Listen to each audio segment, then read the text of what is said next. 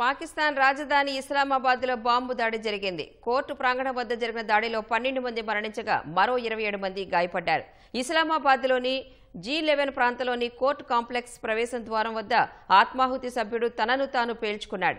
ఈ ఘటనలో నిందితుడి తల ఎగిరి రోడ్డుపై పడినట్లు పాక్ మీడియా వెల్లడించింది. సమాచారం అందుకున్న పోలీసులు, భద్రతా బలగాలు ఘటనా స్థలానికి చేరుకుని సహాయక చర్యలు చేపట్టారు.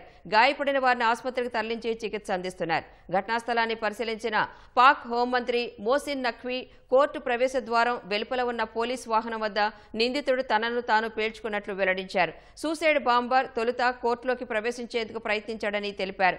ఆ ప్రయత్నం విఫలం కావడంతో పక్కనే ఉన్న పోలీసు వాహనం లక్ష్యంగా చేసుకుని ఆత్మాహుతికి పాల్పడినట్లు వివరించారు. ఈ దాడికి సంబంధించి అన్ని కోణాల్లో దర్యాప్తు చేస్తున్నట్లు చెప్పారు.